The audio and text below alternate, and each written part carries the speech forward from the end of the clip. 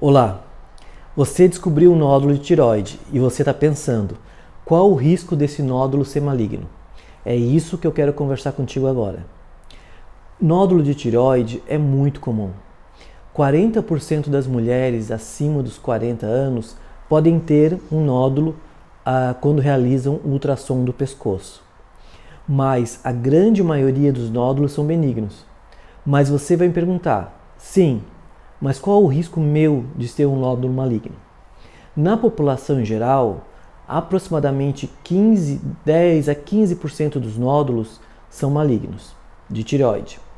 Só que isso depende de várias situações. Então eu vou fazer uma série de listagens e eu queria que você visse se você se enquadra nisso.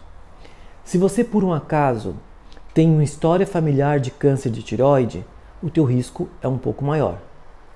Se você foi submetido à radiação do pescoço por alguma outra doença, por exemplo, pacientes que tiveram linfoma e fizeram uma irradiação sobre a área cervical, também o risco é maior.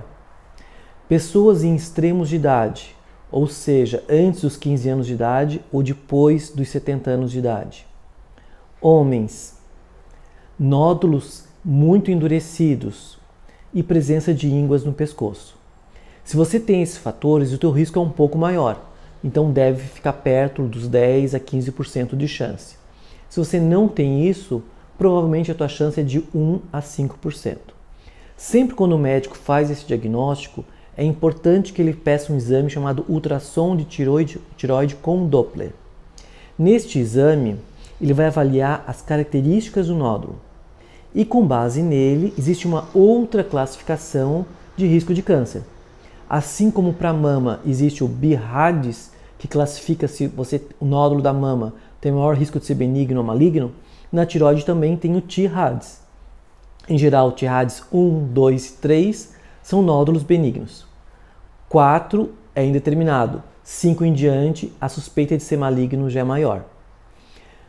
Pelo tamanho, pelos teus fatores de risco e pela classificação TIRADS no ultrassom de tireoide, o médico vai poder avaliar se você precisa fazer uma punção de tireoide, tirar um líquidozinho de dentro da célula, ou melhor, de dentro da tireoide, e aí verificar se a chance de ser maligno é grande ou não.